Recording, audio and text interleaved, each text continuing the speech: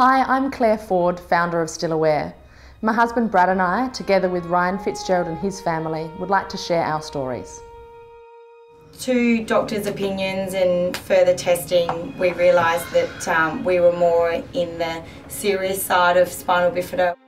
I went from a doting, glowing mother-to-be for the first time to like having to go through this, and it just, you know, everyone teaches you about, you know, trying to have a baby and what it's all about, but then, you know, when curveballs happen, especially through a pregnancy, you're never prepared. You know, when everybody said, it's so rare, you're one of few people who have had a stillbirth, I realised on research that it's not that rare, and every 4 hours in Australia, a baby is stillborn.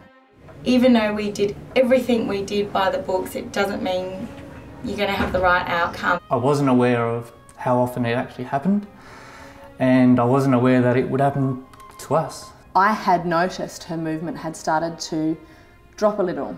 I didn't know that that was reason for concern, and when asked, is the baby moving, obviously my answer was yes. Yeah. But I was never asked, is the baby moving as regularly as she normally does? Is everything the same? If there's a question, it's not a silly question, whether it's to your doctor, your friends, your family, your partner. Well, counting the kicks, that's a great scheme where women know, you know, how alive their child is in their stomachs. I mean, that's one of the biggest joys of being pregnant, of, you know, is feeling your child inside of you. Bag was all packed. Yeah, our bag was packed, her nursery was ready. You know, we had her little outfit to take her home in. I was very open to people coming up and touching my belly, and I loved it, because nobody ever touches a pregnant belly with disdain. It's always with, oh my goodness, there's a life inside you growing and so ready to come out. It's as every time somebody would touch my belly, she usually would kick back or make a movement. So the night before, she was super active in a crazy fashion, and I said to Brad, oh, this baby wants out. We went in at 8 in the morning and I was terrified. I was shaking, I felt sick, and I, you know, she had everything there. She had little fingernails, she had a little tongue when you opened her mouth, and wasn't she? She was just perfect. And I thought, oh, this is not right.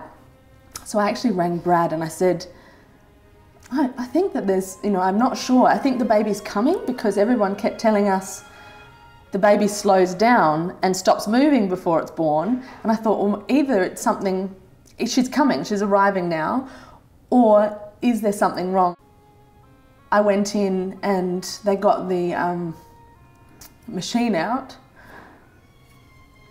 and looked at me, and I was contracting every 5 minutes still, which I had been for over a week. And they said, I'm sorry, there's no heartbeat. No, we've never really experienced it with anybody else as well, so we thought, oh, yeah, this is not going to happen to us. It doesn't happen that often, really, and it was just the worst point in our life.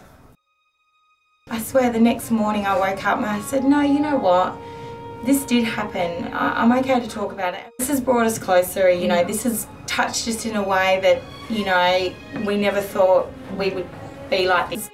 Alfie has a little brother, and it's kind of strange. When he was born, it was a great deal of elation and so much joy, coupled with the fact that he was never going to be able to meet his sister in the flesh, and we will always bring him up knowing her.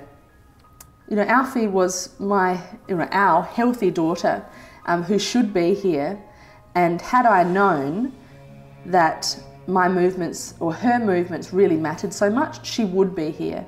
And still to this day, I would get people come up to me and say thanking you for making it seem okay to talk about it.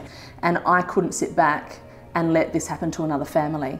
And so the whole idea is about awareness and getting that out there and telling people that stillbirth exists, but also around prevention.